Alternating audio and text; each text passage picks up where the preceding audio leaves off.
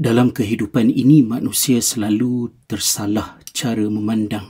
Kesuburan dan sumber alam semula jadi yang mewah boleh menyebabkan seseorang itu merasakan bahawa semua perkara ini akan kekal dan tidak akan berubah. Ini antara peringatan yang harus kita ambil semasa kita melakukan tadabbur ke atas kisah pemilik dua kebun yang diceritakan oleh Allah di dalam surah Al-Kahfi. Dalam ayat yang ke-32, Allah SWT memulakan penceritaan menunjukkan bagaimana dua manusia mempunyai tanggapan yang amat berlainan tentang kemewahan yang ada pada sumber usaha mereka. Seorang yang ingat kepada Allah berjaya menghubungkan usahanya dengan kekuasaan Tuhan, manakala yang seorang lagi terpesona, terpedaya dengan hasil yang luar biasa itu sehingga menganggap ia kekal selama-lamanya, malah kiamat juga tidak akan berlaku, dan dengan penuh angkuh mengatakan bahawa kalau berlaku sekalipun kiamat dan aku akan balik kepada Tuhan yang kamu sebutkan itu, aku akan dapati banyak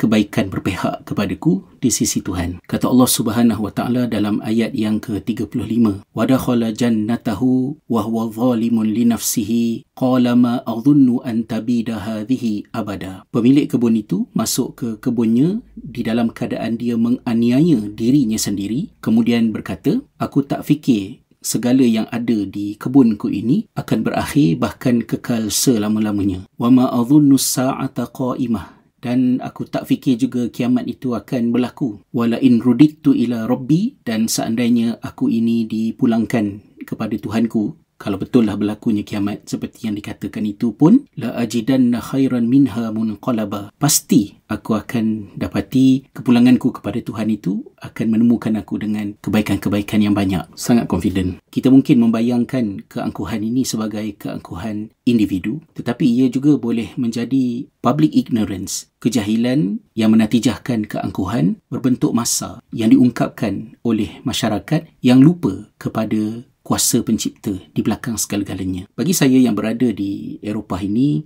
saya mula mendengar kenyataan-kenyataan seperti ini daripada segelintir apabila setengah daripada individu di Eropah ini memandang rendah kepada imigran, membayangkan mereka ini datang daripada negara yang lemah, negara yang banyak masalah, banyak bencana, dan ingin mengambil kesempatan daripada kemewahan mereka. Biasanya yang mengungkapkan perkara ini adalah golongan politik kanan, dan mereka ni seolah-olah tidak melihat realiti yang berlaku, bagaimana padang pasir yang terbesar di dunia, Sahara di bahagian utara Afrika itu pada suatu ketika adalah kawasan yang sangat subur, tetapi segala-galanya musnah, kontang, dan tidak terbayang pernah ada satu tamadun atau hidupan yang tinggal di kawasan gersang itu. Tetapi semenjak daripada perubahan cuaca yang begitu ekstrim, bagaimana tempat yang sepatutnya purata suhu musim panas adalah 13 darjah, tetapi pada hari ini naik sehingga 30 darjah, 31 darjah. Saya yang sedang duduk di tepi sungai di Finland boleh terkejut melihat haiwan liar keluar daripada kawasan hutan pergi ke sungai untuk minum kerana cuaca yang terlalu panas. Apakah tidak mustahil kawasan yang gersang boleh menjadi subur, dan kawasan yang subur, sejuk, banyak air boleh menjadi kering kontang, berubah segala-galanya.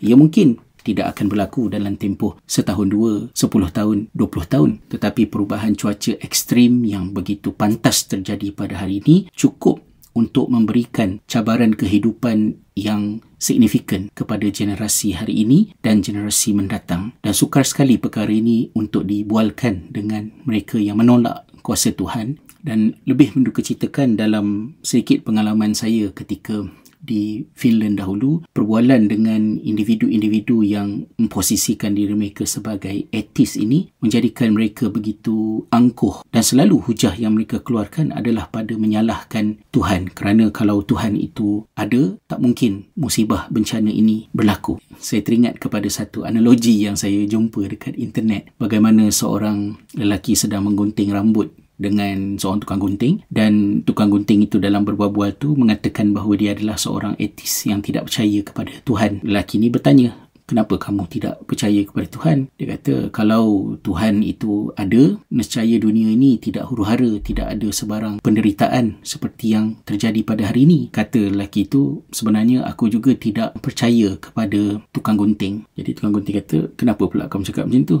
Katanya, kalaulah tukang gunting itu wujud, tak adalah golongan yang serabai, rambut panjang, kusut masai, tidak terurus dekat jalan sana tu. Jadi tukang gunting ni kata, tukang gunting itu ada, tetapi rambut mereka kusut masai itu kerana mereka tidak datang kepada aku. Lalu kata lelaki itu, begitulah juga halnya dengan Tuhan. Tuhan itu ada, tetapi keserabutan, kehuru-haraan, kerosakan yang berlaku di dunia ini bukan kerana Tuhan itu tidak ada, tetapi manusia enggan datang kepada Tuhan. Seperti yang Allah rumuskan dalam surah Ar-Rum, Zaharal fasad fil barri wal bahr bima kasabat aydin nas liyudhiqahum ba'dalladhi amilu la'allahum yarji'un. Telah melatalah kerosakan di daratan dan di lautan disebabkan oleh apa yang dilakukan oleh manusia itu sendiri. Dan berlakunya bencana-bencana ini adalah kerana, kata Allah, kami ingin mengenakan sedikit daripada akibat daripada perbuatan mereka sendiri, agar dengan itu mereka pulang, mereka kembali ke mana? Kembali kepada sifat manusia yang beriman kepada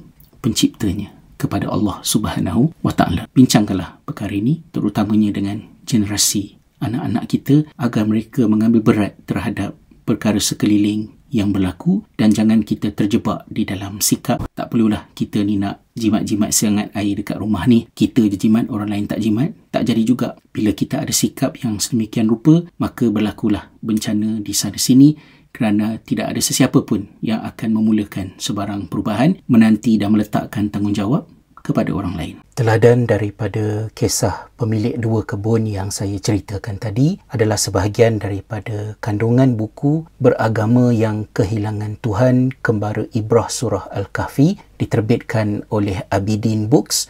Dapatkanlah naskah anda di ibrah.hasrizal.com. Mudah-mudahan kandungannya membantu kita memanfaatkan petunjuk yang dibekalkan oleh Allah pada memperbaiki cara kita beriman, cara kita memandang, cara kita berfikir dan sistem nilai dalam kehidupan kita.